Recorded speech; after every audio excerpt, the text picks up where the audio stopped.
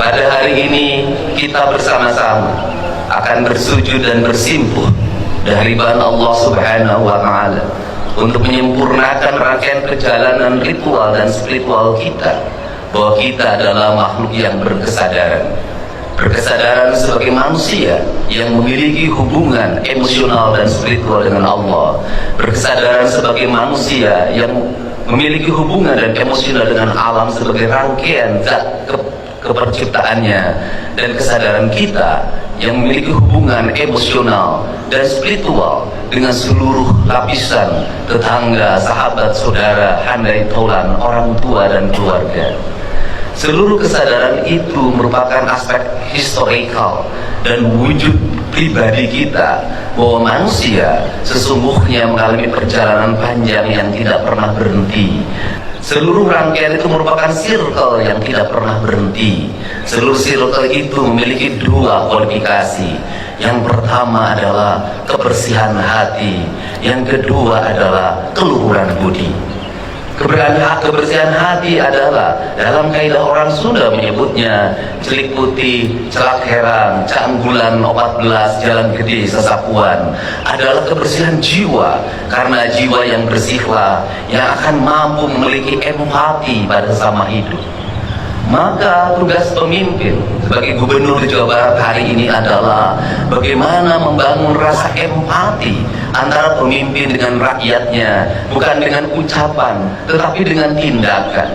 Maka empati itu harus dilakukan dengan melakukan tindakan-tindakan yang nyata dan terukur, dengan memiliki tanggung jawab pada 8 asnaf yang terus-menerus dalam setiap tahun kita santuni melalui zakat, infak, dan sedekah.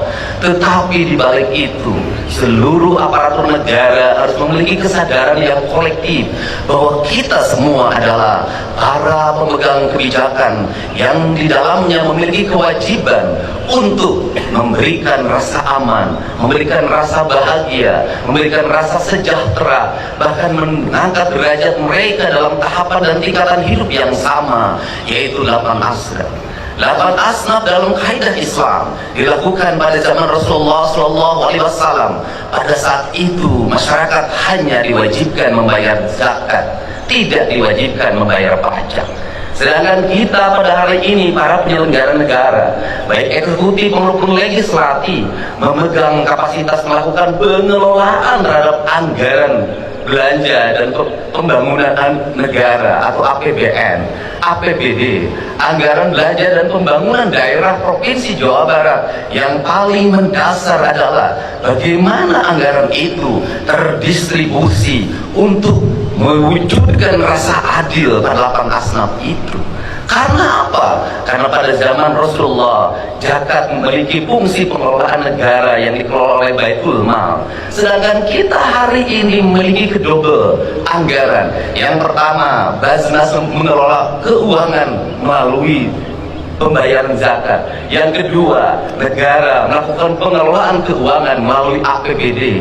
Di balik itu ada infak dan ada sedekah. Sesungguhnya di Indonesia ini adalah pungutan untuk rasa adil masyarakat sangat banyak, melebihi negara-negara lain. Tetapi kenapa yang menjadi problem? Justru keadilan belum terwujud, justru kemiskinan belum tertangani, justru orang-orang tidak mampu sekolah, tidak mampu membeli baju seragam, tidak mampu membeli sepatu, banyak pungutan di berbagai tempat. Sesungguhnya kita yang sholat dalam setiap hari 5 waktu, kita ini melakukan pengkhianatan terhadap apa yang menjadi tugas dan kewajiban kita sebagai penyelenggara negara. Alangkah malunya kita di hadapan Allah di negeri yang beriman dan beramal soleh ini, ketika pungutan negara ada, pungutan zakat ada, tetapi rasa adil belum terwujud. Berarti kita sebagai penyelenggara negara belum bisa memaknai dan memahami Islam secara paripurna.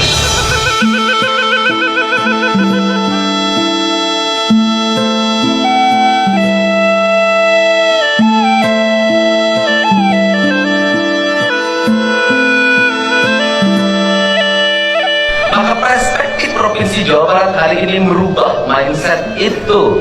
tugas pengelolaan anggaran adalah tugas-tugas Islam, tugas-tugas kemuliaan, tugas-tugas kemanusiaan, maka kegagalan seorang gubernur adalah pasti ada orang yang menjadi pengemis di perempatan jalan, masih ada anak-anak yatim yang tidak sekolah, masih ada orang-orang miskin yang rumahnya roboh, masih ada orang yang kebanjiran tapi tidak tertangani dengan baik, masih ada orang yang bunuh diri karena terikat bank emok, bank keliling, pinjol. Itu adalah kegagalan seorang pemimpin. Untuk itu, pada kesempatan hari ini, saya mengajak pada seluruh penyelenggara negara di Provinsi Jawa Barat, mari kita bersama-sama memiliki kesadaran. Keislaman kita bukan dinilai dari umrah kita yang dilaksanakan setiap tahun. Keislaman kita bukan dinilai dari gamis yang kita pakai. Keislaman kita bukan dinilai dari peci hitam dan putih yang kita kenakan, dari sajarah yang kita hamparkan. Keislaman seorang pemimpin dinilai dari senyum rakyat dalam setiap waktu, sekolah tidak mesti ngantri, senyum rakyat dalam setiap waktu makannya tepat dan bergizi, senyum rakyat dalam setiap waktu jalannya halus, senyum rakyat dalam setiap waktu pupuk tidak sangat mudah didapatkan, senyum rakyat dalam setiap waktu ketika sakit di rumah sakit negara tampil dan hadir untuk mengobatinya, dokter dan para medis tanpa membedakan kaya dan miskin datang dengan penuh senyumannya. Senyum rakyat dalam setiap waktu ketika seorang yang melahirkan penuh dengan kenyamanan, bayi yang terlahir dilayani oleh para medis dengan senyuman, maka adalah kehinaan bagi seorang pemimpin apabila di Jawa Barat masih ada orang yang meninggal, mayatnya tak bisa pulang, ditahan di rumah sakit karena belum bisa bayar atau BPJS-nya nunggak, bayinya ditahan di rumah sakit karena belum bisa bayar atau BPJS nunggak, anak-anak tidak bisa sekolah, orang-orang miskin makan hanya dengan garam, rumah roboh atau bocor, sedangkan negara abai dalam fasilitas yang digunakan hanya untuk kepentingan pribadi, keluarga dan golongannya.